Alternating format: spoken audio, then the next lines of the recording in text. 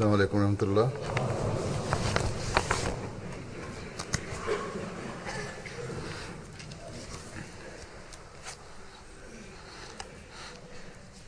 أشهد أن لا إله إلا الله وحده لا شريك له وأشهد أن محمدا عبده ورسوله أما بعد فأعوذ بالله من الشيطان الرجيم بسم الله الرحمن الرحيم الحمد لله رب العالمين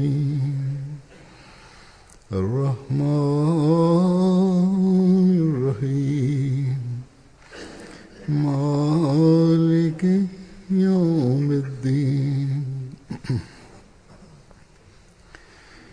إياك نعبد وإياك نستعين اهدنا الصراط المستقيم صراط الذين أنعمت عليهم غير المغضوب عليهم ولا الضالين.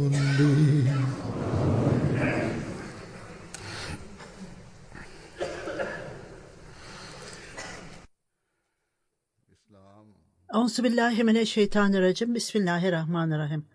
Huzur, İslamiyet'in öğretileri öyle öğretilerdir ki onlar Resul-i Ekrem sallallahu aleyhi ve sellem'e nazil oldu. Bu talimatlar, bu öğretiler bize her yönde, her konuda hidayete eriştirir ve bu hidayetlere uyarak ve riayet ederek çok güzel bir toplum yaratılır. Bugünlerde Müslüman olmayan dünya, İslamiyet'i kritik etmekte ve Müslümanların davranışlarını yermektedirler.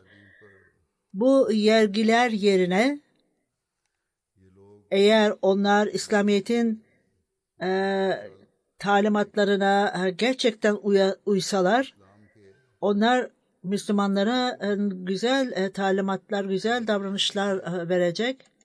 Böylece İslamiyet'in talimatlarından zevk alacaklardır. Fakat ne yazık ki Müslümanların çoğunluğu onlar bu talimatları okurlar, Allah-u Teala'nın talimatlarını. Ve ayrıca o talimatlara büyük bir saygı ile bakarlar. Fakat onlar bunlara uymak veya riayet etme konusuna gelince bunu göz ardı ederler. Kur'an-ı Kerim'de birçok talimatlar ve emirler bulunmaktadır. Fakat bu talimatlar ve emirler sadece bir cümlede toplanmıştır ve Allah-u Teala bir cümleye koymuştur onları. لَقَدْ كَانَ لَكُمْ Resulullah'ı usvetun hasana demiştir. Yani hiç şüphesiz sizin için Allah-u Teala'nın peygamberinde asil bir örnek vardır. Onu takip edeceğiniz asil bir örnek vardır. Resul-i Ekrem sallallahu aleyhi ve sellem'in hayatı da, evinde, sosyal ilişkilerinde ve hepsinde bu İslamiyet'in, Kur'an'ın talimatlarına uymak bulunmaktadır. İşte gerçek başarı her konuda bizler bu asil örneği bütün konularda gözümüzün önünde bulunmamız gerekir. Bazen insanlar büyük konularda iyi örnekler gösterirler. Fakat görünüşte hiç önemsiz ve küçük görünen şeyleri öylesine göz ardı ederler ki sanki onun hiçbir değeri yokmuş gibi davranırlar.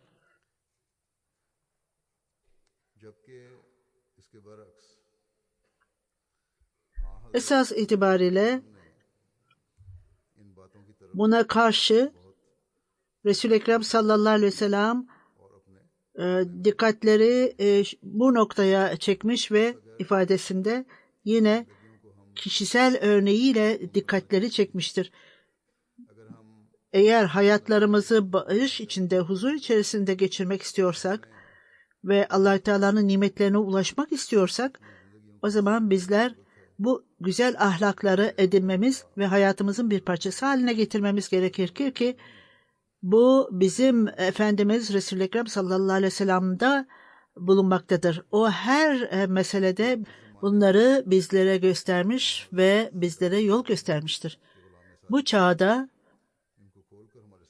Resul-i Ekrem sallallahu aleyhi ve sellem'in gerçek takipçisi olan bu asil örneği açıkça göstermiş ve bizim dikkatlerimizi peygamberin asil örneğini takip etmemizi istemiştir. Bugün bu referansla ben sizlerin dikkatlerinizi belli konularda sorumluluklarına dikkatlerinizi çekmek istiyorum. Erkek evin kavvamıdır, ailenin reisidir. Koca olarak sorumluluğu vardır. Ayrıca baba olarak da sorumluluğu vardır ve ondan sonra nesillerin sorumlulukları da üzerindedir.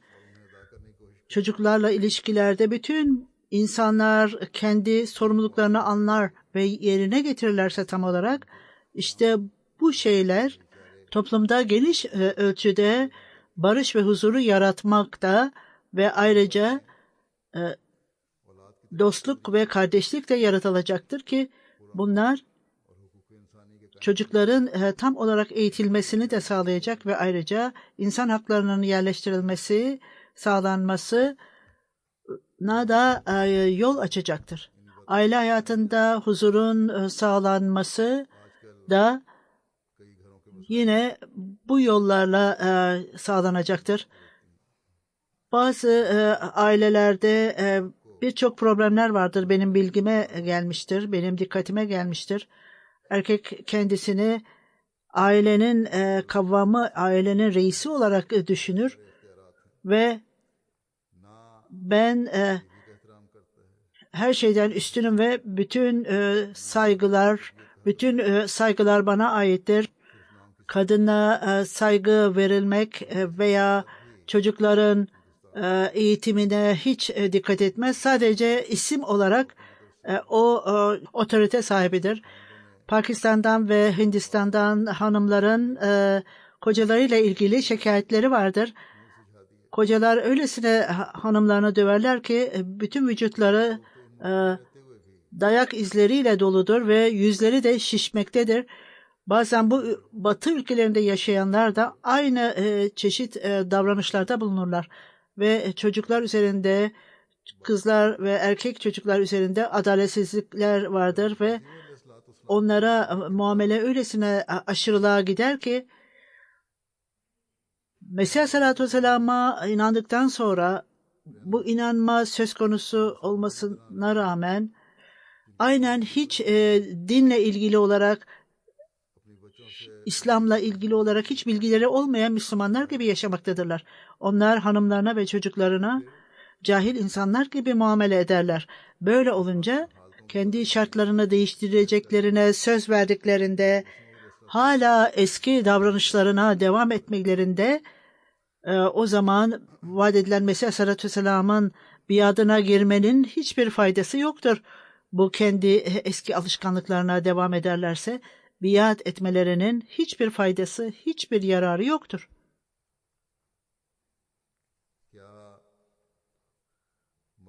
Huzur,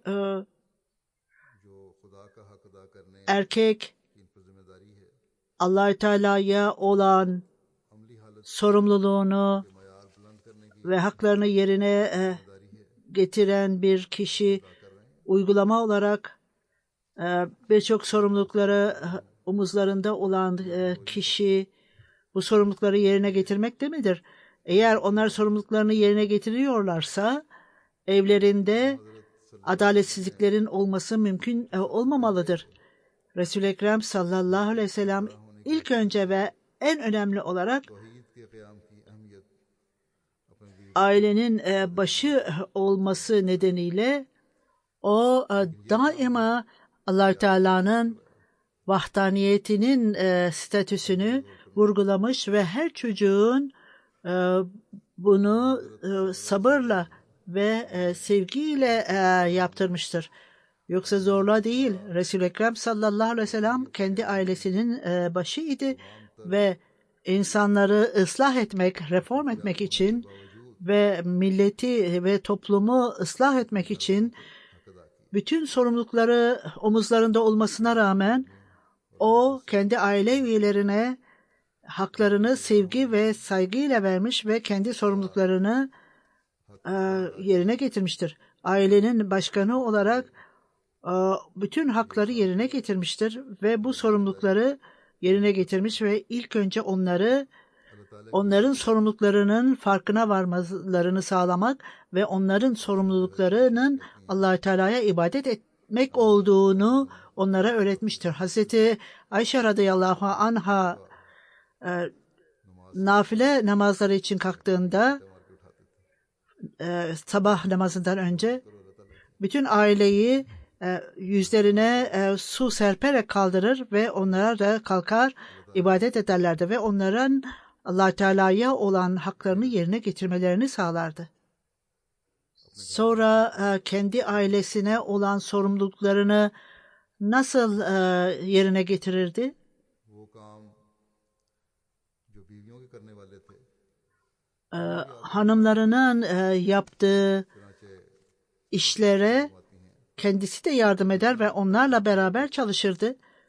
Ve Hazreti Ayşe radıyallahu anh'ın bildirdiğine göre evde olduğu sürece bizlere, hanımlara yardım ederdi ve daima onlara yardım etmekle geçirirdi. बस ये है वो Ta ki namaz zamanı gelip de camiye gidinceye kadar onlara yardım ederdi. Biz bu örnekleri takip etmeliyiz. Yoksa bizler hanımlara öylesine muamele edelim ki bu adaletsizce olsun. Böyle değil. Hazreti Ayşe radıyallahu anha evdeki sorumluluklarla ilgili olarak bütün detaylardan bahsederek aynen अपने कपड़े भी खुद सी लेते थे जूते टांक लिया करते थे Resul-i Ekrem sallallahu aleyhi ve sellem मरम्मत कर लेते थे kendi elbiselerini hazırlar, ayakkabılarını tamir eder, kuyudan su çekerdi ve बहुत से खामदों को bu örneklere baktığımızda, bunları aklımızda tuttuğumuzda birçok koca kendilerine analize etsin ve bu konulara dikkat etsin ve onların kendi evlerindeki aile üyelerine ve hanımına yaptıkları davranışlar bunlar mıdır? Baksınlar kendi davranışlarına. Sahabelerle ilgili olarak एक मौके पर फरमाया Resul-i Ekrem sallallahu aleyhi ve sellem onlara bunların sorumluluklarından bahsederek कामिलुल ईमान Hazreti Ebu Bekir radıyallahu anh'ın bildiği gibi müminler arasında en mükemmel olan ahlakının ve davranışlarının en iyi olanıdır der. Aranızdan en iyiniz ise en iyi ahlaklı olan ve hanımlarınıza en iyi davranandır demiştir. Bu nedenle her biriniz hanımlarınıza iyi davranmadığınızda daima kendinizi analize ediniz, tahlil ediniz. İyi ahlak ve hanımlara iyi muamele etmek görünüşte bir şey değildir. Bilakis bu o insanın yüce karakterinin bir ispatıdır der. Hazreti Mesih Aleyhisselatü Vesselam कि फहशा के kocanın sorumlulukları ve hanımlarına muamelesiyle ilgili olarak çok saçma şeyler hariç kocalar hanımlarının arzularını kabul etmelidirler der ve onlara iyi muamele göstermelidirler. Eğer bir kişi hanımlara sert davranırsa ben utanç duyuyorum. En iyi yol onlara olan sorumluluğu yerine getirmekte. Hanımlara nezaketle ve alçak gönüllülükle muamele ediniz. Bir keresinde bir kişinin hanımına çok sert davrandığını Mesih Aleyhisselatü Vesselam'a bildirdiklerinde Hazreti Mesih Aleyhisselatü Vesselam son derece üzüldü bu bilgiden dolayı ve bizim insanlarımız böyle olmamalıdır dedi.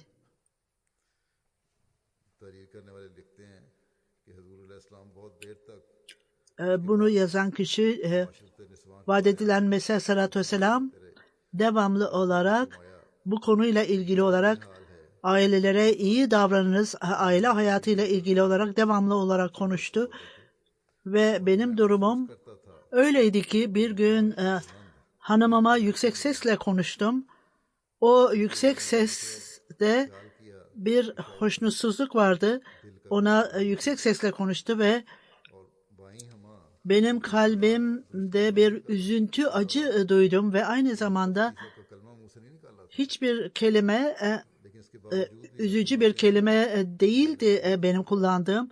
Fakat buna rağmen diyor Mesih Aleyhisselatü Vesselam, tövbe ettim Allahü Teala'ya, uzun süre tövbe ettim ve devamlı olarak Allahü Teala'dan af diledim ve devamlı dua ettim ve sadaka verdim. Bu hanıma olan sert davranışımda belki bir gizli günah ve zayıflık vardır. İşte biz bu örneği takip etmemiz gerekir. Vaat edilen Mesih Aleyhisselatü Vesselam'ın örneği buydu. Eğer bir kişi hanımına sert davranıyorsa üzüntü duymalı ve ona tavsiyede bulunarak hanımlarına küçücük meselelerde kötü davrananlar, onlara el kaldıranlar, onları dövenler ve sert kelimeler kullananların kendi sorumluluklarına dikkat etmeleri gerekir. Tabii ki dövmek ayrı bir şeydir ama bazı insanlar hanımlarını yararlar hatta. Bu meseleler çok büyük, üzücü meselelerdir. Resul-i Ekrem sallallahu aleyhi ve sellem'e göre bu insanların imanı tamam değildir. Onlar kendi imanlarıyla ilgili olarak üzüntü duymalıdırlar. Bundan dolayı Resul-i Ekrem sallallahu aleyhi ve sellem'in söylediği ve ayrıca Mesih Aleyhisselatü Vesselam'ın bu gibi şeylerden üzüntü duyduğu ve kişinin imanıyla ilgili olarak yüce standartı yoksa herhangi bir yerde hayatta tökezlenecektir.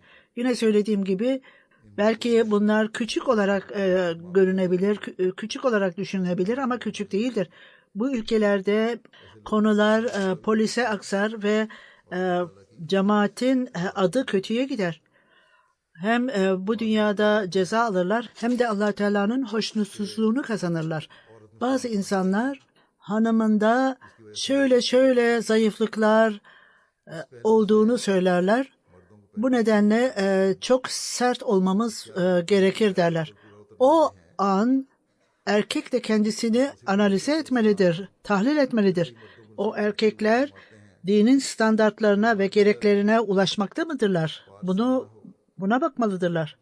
Vaat edilen Mesih Aleyhisselatü Vesselam eğer erkek dindar veya takva değilse o zaman kadın nasıl dindar olacaktır? İlk önce erkeğin takva sahibi olması gerekir ki ondan sonra kadın takva sahibi olsun, dindar olsun. Eğer erkeğin kendisi dindar olursa kadın da dindar olacaktır. Mesih Aleyhisselatü Vesselam kişi sözlerle tavsiyede bulunmamalıdır der. Fakat sadece sert kelimelerle onları tepelemeyin. Bilakis kendi davranışlarınızla, amellerinizle sizin dindar olduğunuzu göstermeniz gerekir ki her attığınız adımda Allah-u Teala'nın talimatlarına, emirlerine uyduğunuzu göstermelidir. İşte böyle hareketlerle verilen talimatlar daha etkilidir. Sadece hanımlar değil, sadece sözlerle tavsiye edilirse ve orada davranışlar yoksa kim böyle bir şeyi kabul edebilir? Eğer erkekte sahtekarlık varsa ve karısı daima onu gözlüyorsa ve erkek Allah-u Teala'dan korkmuyorsa hanımı böyle bir erkekten niçin korksun?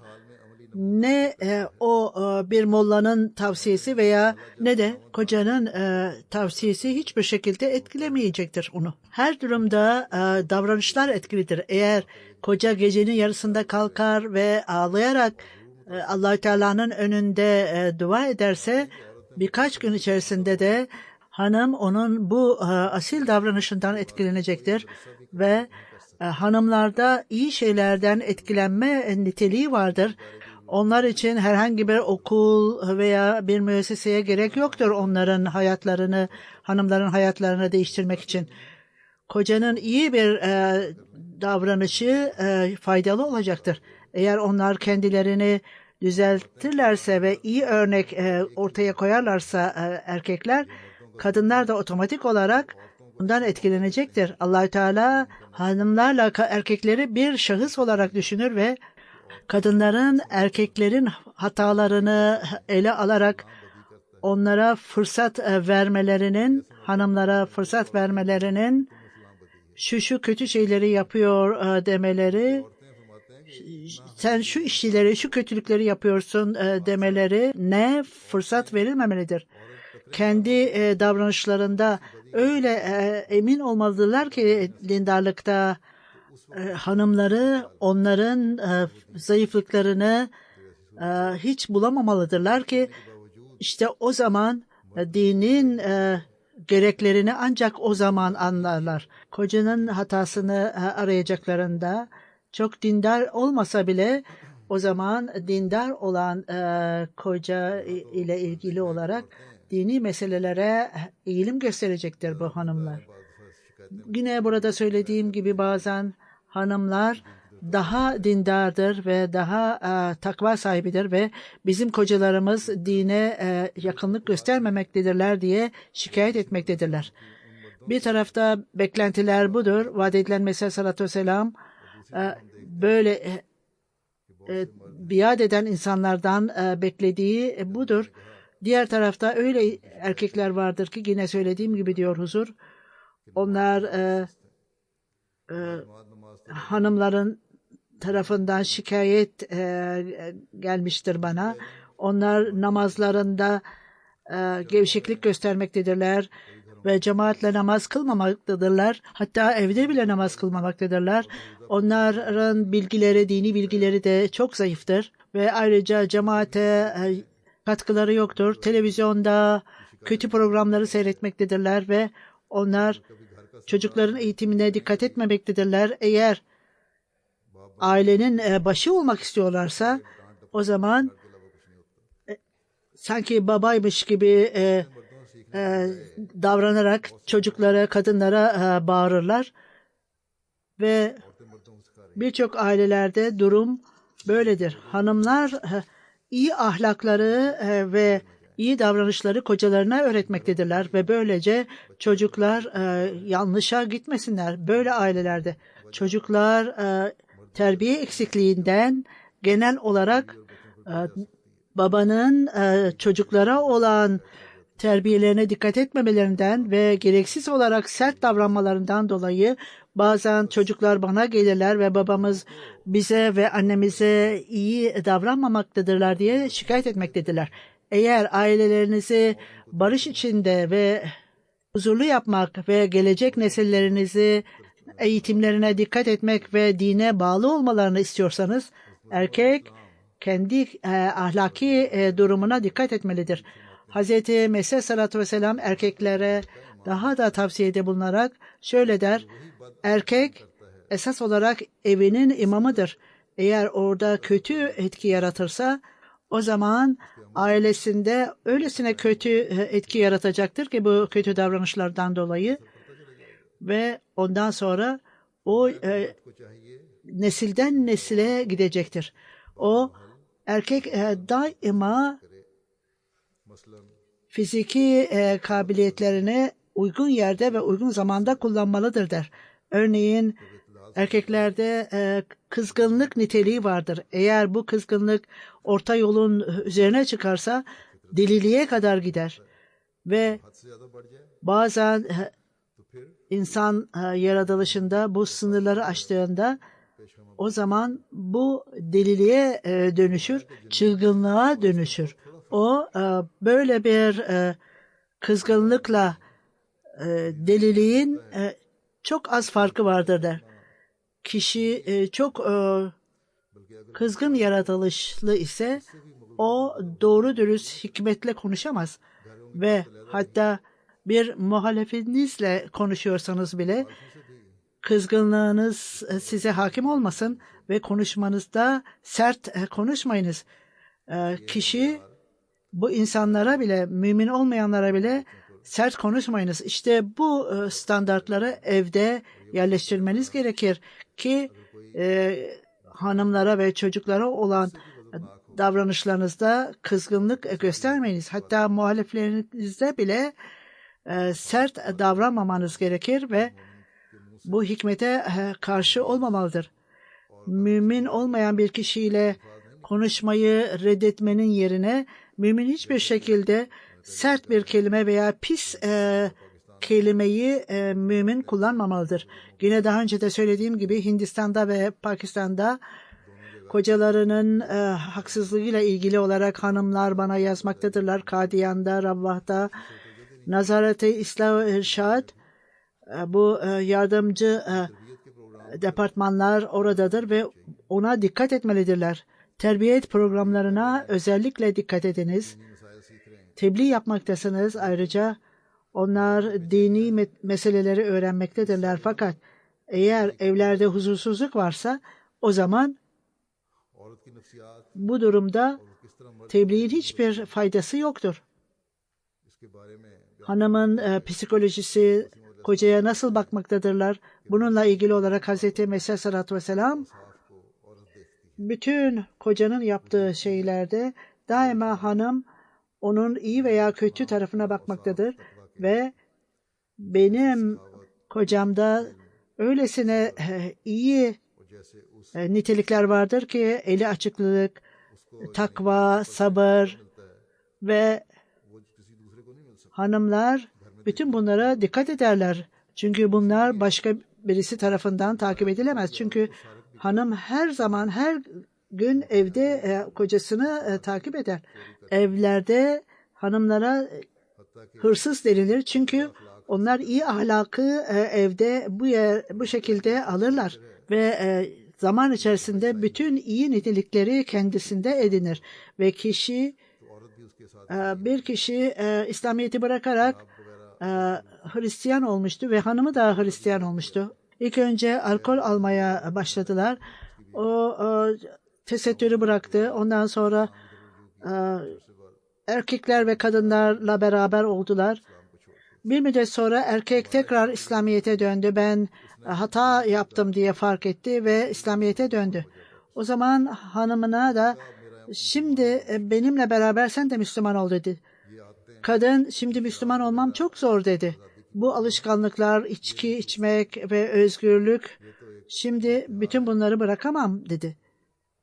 Bu son derece aşırı olan bir şeydir, ola gelmektedir. Ve erkek İslamiyet'i terk etmiştir ve ondan sonra Hristiyanlığı takip etmiştir ve birçok erkek de böyledir. Onlar İslamiyet'i bırakmamaktadırlar. İsim olarak İslamiyetle bağlıdırlar ama kendilerini Müslüman olarak adederler. Fakat özgürlük adına daha birçok şeyler vardır ki onlara karışırlar. Yine daha önce de belirttiğim gibi, daha önceden de bahsetmiştim bunlardan.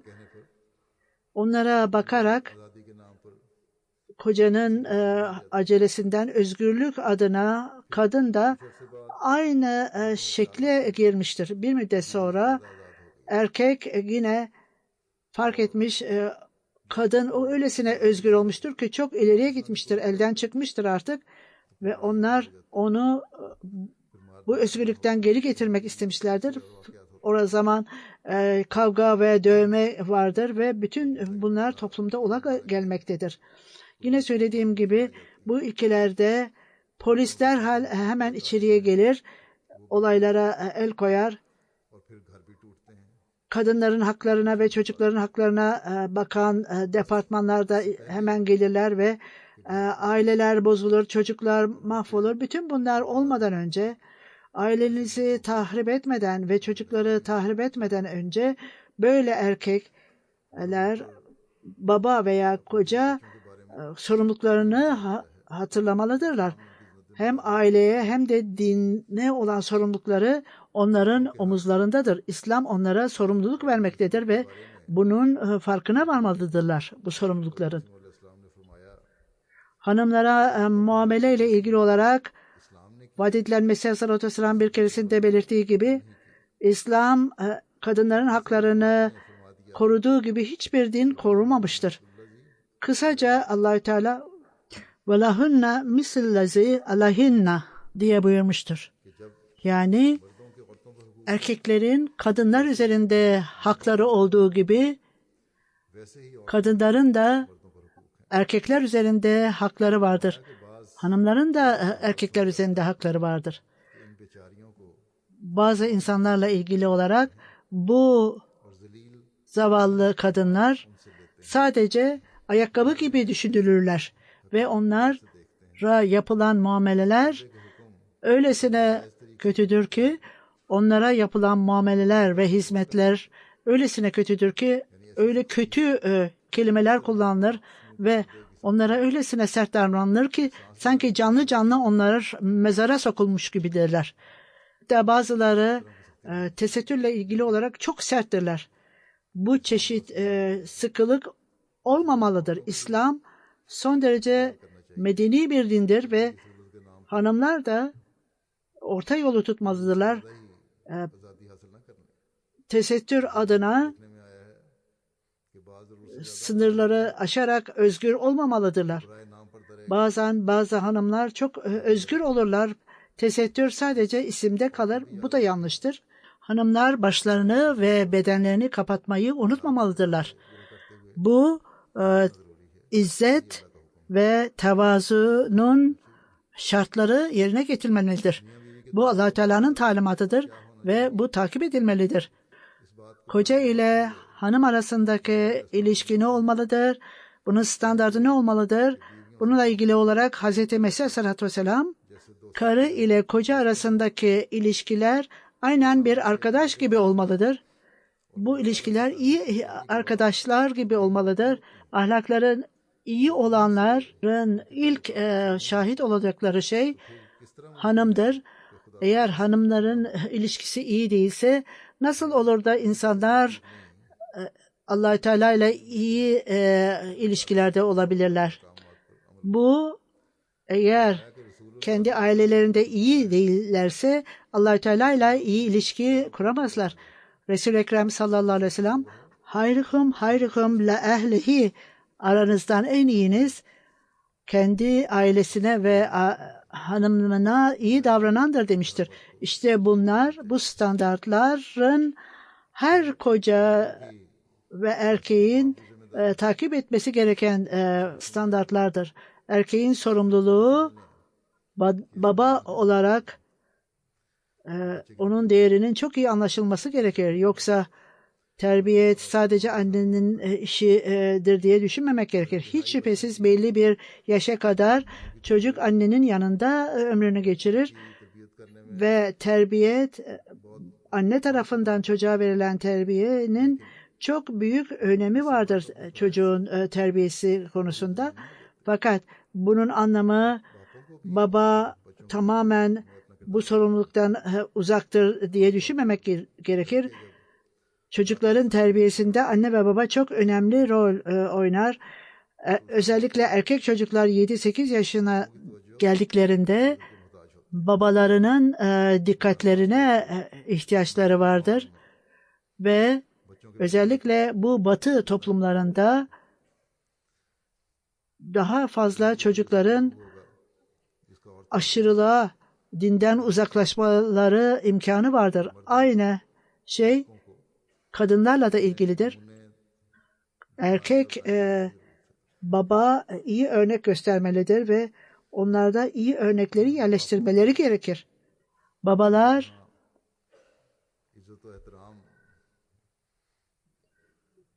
çocuklarına saygı ve onurla muamele etmelidirler. Bu onlar için gereklidir ki onların ahlakları iyi olsun ve aynı zamanda o çocuklarına çok yakından gözlemelidirler. Ve belki de onlar toplumun kötü etkisinden korunmuş olsunlar. Ayrıca babanın varlığı, onun dikkati çocuklara emniyet sağlar. Bazı anne ve babalar bana çocukların davranışlarından şikayet ederler ve onlar çok sert davranmaktadırlar ve doğruyu konuşmamaktadırlar ve yalan konuşmaktadırlar diye şikayet ederler. Anne ve babalar çocuklara yakın geldiklerinde iyi ilişkiler, onlarla kişisel ilişkiler kurduklarında bunun sonucu genel olarak çocukların zayıflığı giderilmiş olacaktır. Bunun sonucu çocuklar etrafındaki toplumlardan emniyet hissi duymaları yerine anne ve babalar çocuklarıyla belli zaman geçirmelidirler. Bir de onların sorumluluklarıdır ve çocuklarının eğitimlerinde uygulama olarak bunu yapmalıdırlar ve ayrıca dua etmelidirler. Bu da çok önemli bir noktadır. Dini eğitimlerine dikkat edilmelidir ve terbiyetin gerçek meyveleri sadece Allah-u Teala tarafından verilir. Fakat gayret söz konusu olunca bu erkek tarafından yapılmalı ve çocukların dikkatlerini namaza, duaya çekmelidirler.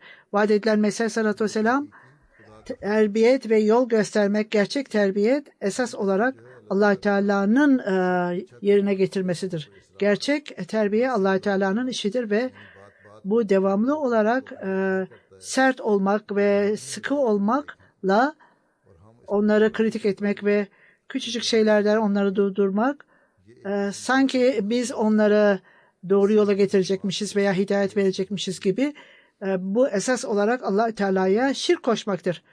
Bizim cemaatimizin üyeleri bundan uzaklaşmalıdırlar. Onunla ilgili olarak biz sadece çocuklarımız için dua ederiz ve kanunlar ve kurallar, disiplin ve talimatlar tabii onlara bahsetmemiz gerekir genel olarak ve biz bunlara uymalarını sağlamalıyız, dikkatlerini çekmeliyiz. Fakat bundan daha fazla bir şey değil. Bütün her şeyi tamamen Allah Teala'nın eline bırakmalıyız ve eğer tohumlar iyiyse inşallah onun meyvesi de bu ağacın meyvesi de iyi olacaktır. Bizler unutmamalıyız ki vaat edilen Mesih Aleyhisselatü Vesselam biz çocuklarımız için dua edelim dediğinde o zaman bu duaların standardı çok yüce olmalıdır. Biz bunu hafife almamalıyız ve bu yüce standartları, duaların yüce standartlarına erişmek için çok çalışmamız gerekir. Bu alelade bir şey değildir. Anne ve babalar özellikle bu noktaya dikkat etmelidirler. Yine baba olarak ne kadar çocukların eğitimine dikkat edilmektedir. Vaat edilen Mesih Aleyhisselatü Vesselam bunu detaylı olarak belirtmiştir. Bir nedenle bazı insanlar bizler çocuklarımız için para bırakmalıyız arkamızda der. Ben hayret ediyorum, arkalarında para bırakmak istemektedirler fakat onların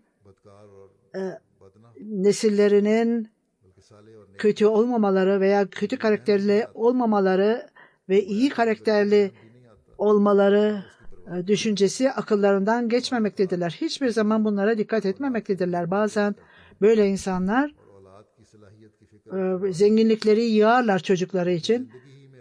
Çocukların hiçbir zaman kabiliyetlerine dikkat etmezler. Kendi hayatlarında çocuklarının kötü karakterleriyle ilgili olarak şikayet ederler. Onların biriktirdikleri zenginlikler sonuç olarak kötü hayat, içki ve kötü kumar vesairelere harcanır bu paralar. Nesiller ve çocuklar insanlar için çok büyük bir sınavdır. Eğer çocuklar dindar ise onlarla ilgili olarak hiç düşünmememiz gerekir. Allah-u Teala ve huve yetevelle salihin buyurmaktadır. Allah-u Teala takva sahibi insanların koruyucusu haline gelecektir der. Eğer nesiller kötü ise o zaman onlara istediğiniz kadar para bırakın. Onları boşa harcayacaklar ve yok edeceklerdir. Bu sınavlar onların yoluna gelecektir. Ve eğer kişi onları takva sahibi insanlar olarak yetiştirirse çocuklarından memnun olacaktır ve bu ancak onların çocuklarının terbiyesine ve ıslahlarına dikkat edildiğinde olacaktır. Bu yolla Allah-u Teala o çocuklara kendisi bakacaktır ve Allah-u Teala bu insanlara dikkat edecek, onların koruyucusu haline gelecektir. Bunun anlamı kişinin kendi çocuklarının ıslahına ve terbiyesine bakmalıdırlar. Hazreti Davud, ben çocuktum, büyüdüm, şimdi yaşlandım. Hayatımda hiçbir dindar kişinin kendi parasıyla veya mali durumuyla ilgili olarak üzüntü duyduğunu görmedim. Allah-u Teala takva sahibi olan insanların çocukları ve birçok nesillerine dikkat eder ve onların koruyucusu olur.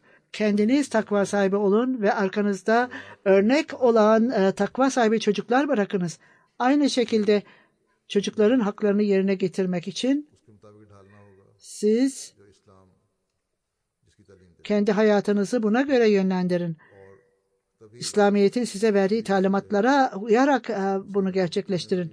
Ancak bu durumda gelecek nesiller de doğru yolu takip edecekler ve bu da gerçekten anne ve babanın gözlerinin nuru olacaktır çocuklar. Siz dindar olduğunuzda, takva sahibi olduğunuzda arkanızda iyi örnekler, takva sahibi insanlar, çocuklar bıraktığınızda onları takva sahibi yapabilmek için onlar için dua ediniz. Onların mali durumlarının iyi olması için ne kadar çaba sarf ediyorsanız aynı şekilde onların terbiyeleri ve ıslahları için de çaba sarf etmeniz gerekir. Bunlar iyi örneklerdir çocuklar için. İlk önce kendinizi reforme ediniz, ıslah ediniz. Eğer siz kendiniz en yüce şekilde takva sahibi olursanız ve Allah-u Teala'yı razı ederseniz ve o zaman Allah-u Teala da sizin nesillerinize iyi şekilde muamele edecektir diye inanmanız gerekir. İslam anne ve babalara çocuklarınıza dikkat edin ve onlar için dua edin der. Bu ayrıca çocuklara da tavsiyede bulunarak sizin de bazı sorumluluklarınız vardır.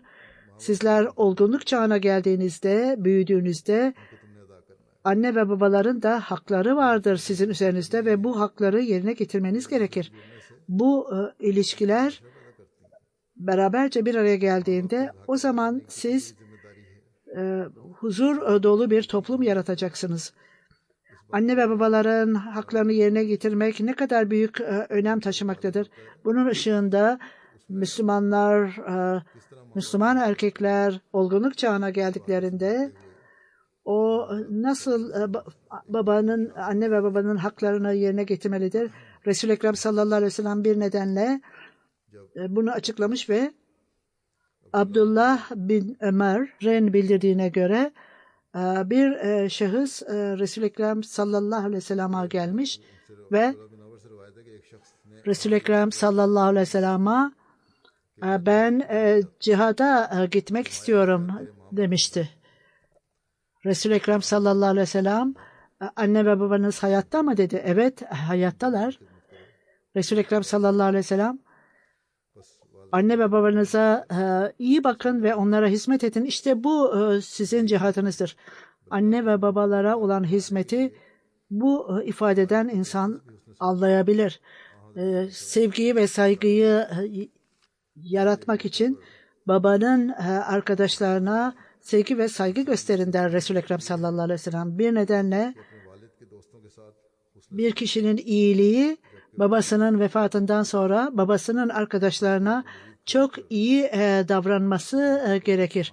Bunu daha fazla açıklayarak bir nedenle Resul-i Ekrem sallallahu aleyhi ve sellem bir nedenle bu hadiste de belirtildiği gibi Hazreti Abu Hüseyin Hadi'nin bildirdiği gibi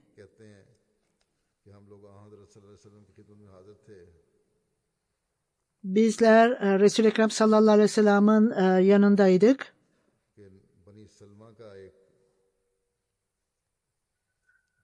Beni Selma'dan bir kişi geldi ve o ey Allah Teala'nın Resulü sallallahu aleyhi ve sellem, anne ve babanın ölümünden sonra onlar adına yapacağım bir iyilik var mıdır? Resul-i Ekrem sallallahu aleyhi ve sellem neden olmasın? Onlar için dua et. Onların affedilmesi için de Allah Teala'ya dua et. Onların verdiği sözleri yerine getiriniz. Onların akrabalarına iyi davranın. Aynen onlara hayattayken iyi davrandığı gibi iyi davran. Onun arkadaşlarına saygı ile muamele edin ve iyilikle muamele edin demişti.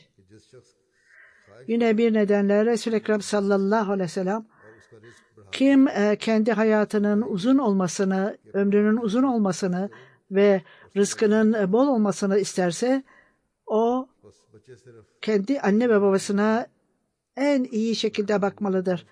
Bu çocukların sadece kendi hayatlarından zevk almaları yetmez.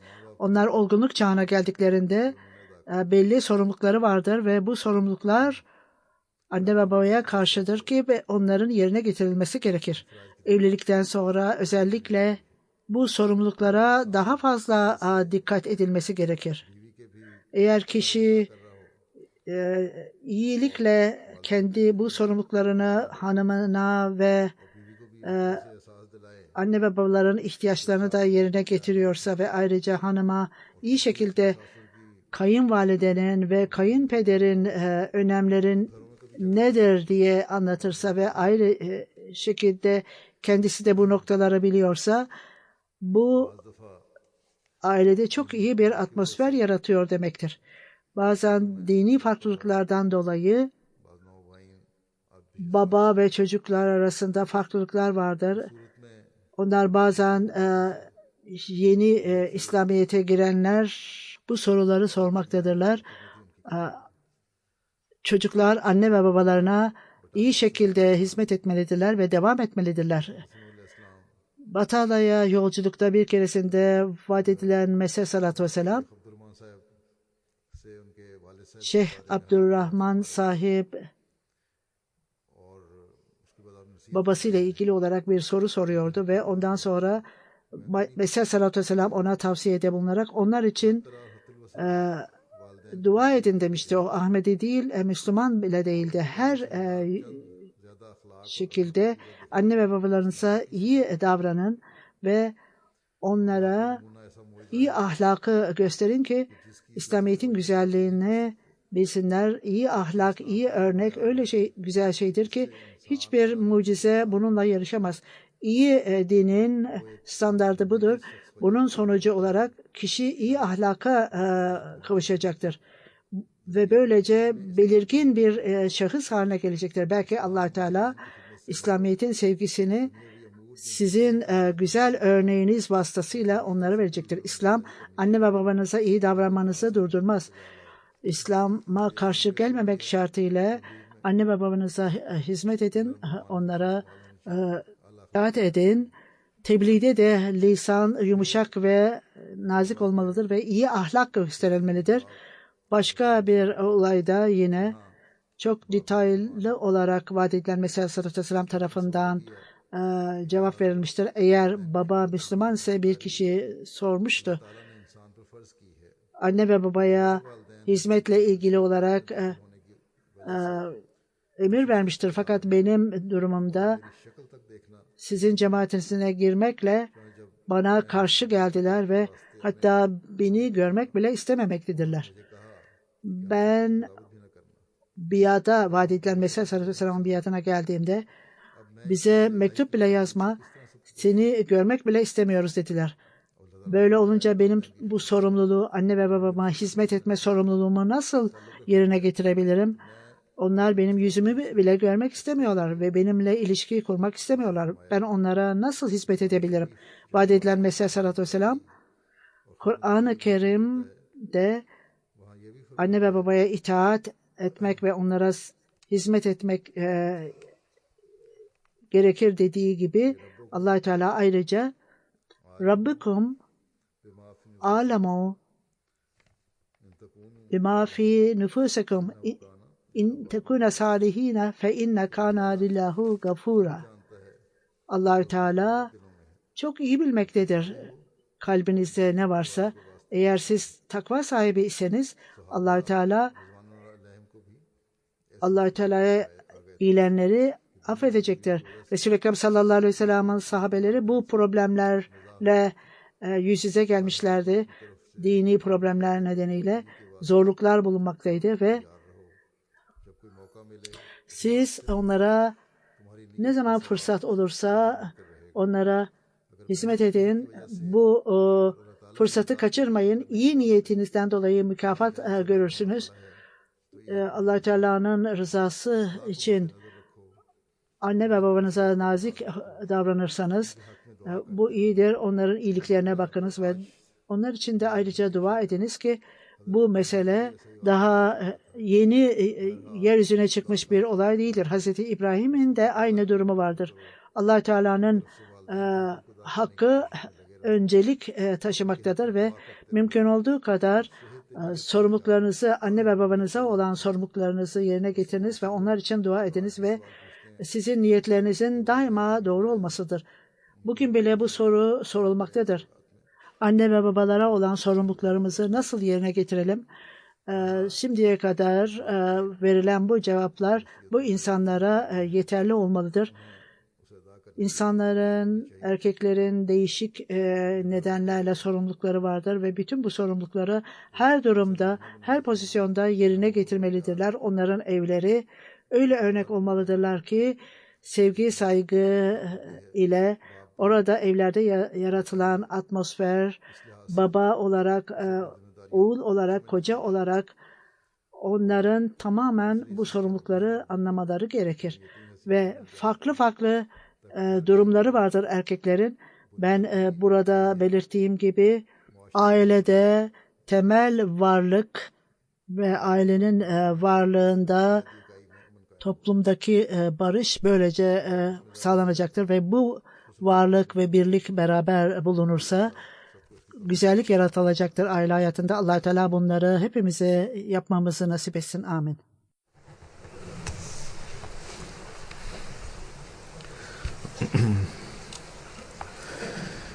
Elhamdülillah, elhamdülillah, nahmaduhu ve nesta'inuhu ve nestağfiruhu ve nu'minu bihi ve netevekkalu aleyh ve na'udzu billahi min şururi enfusina ve min seyyiati a'malina.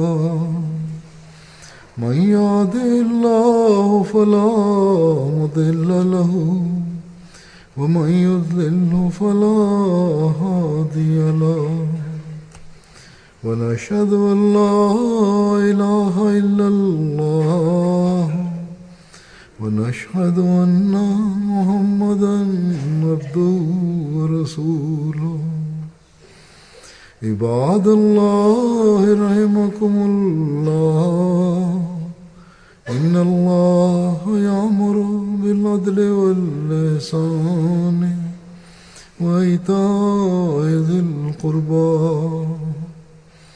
وينهى عن الفحشاء والمنكر والبغي يعظكم لعلكم تذكرون اذكروا الله يذكركم وادعوه يستجب لكم ولذكر الله أكبر